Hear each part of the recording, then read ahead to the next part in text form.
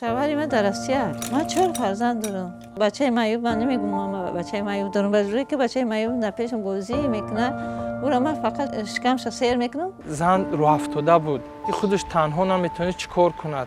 حالتایی بودن که در حوالی جروب کرده، یعنی که امرا بستیده همسایه سودا میکردن، به همین روزوراشو میبردن. من همین بیرون در گریه داشتم، همین اپای مهربان من گفت چیزا گریه میکنی؟ گفتم نخو من یک عمر در خونه گفت که کرسی دوزندگی من خواستم برم اومدم که من میرم. یک ماه بی پیرگل رفتم. لایحه حفظ کودکان زیر تاثیر مهاجرت قرار داشته این اویله را به نهایت کمک ها نمود. مادرش به کسب آموزی روانه کرده شد، فرزندانشون باشد از روی لایحه کمک ها گرفتن. فرزندش شناسنامه نداشت و توانست لایحه که همین شناسنامه همین فرزند او را گرفته دهد.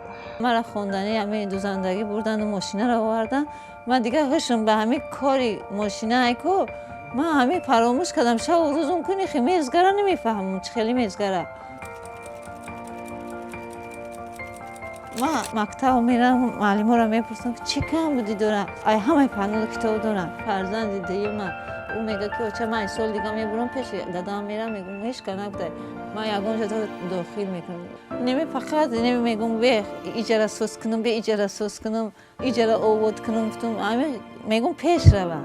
من نمیجاره خدم کردگیم خیش تکو ما خدم کلاتکا کردگیم اینا میرم من خدم کلاتکا کردم. بچه‌م فقط لای دادای من ریختم نمیخواد کلاتکا را نمیره خدم کردم. بعد از کرسی خواندن اومدن خیلی زندگیش خوب شد. خیلی ما چیکاری بغل تبا او خیلی کاری ما را اجرا میکنم. اینم خیلی ما گندم هم میارم من شکر میکنم.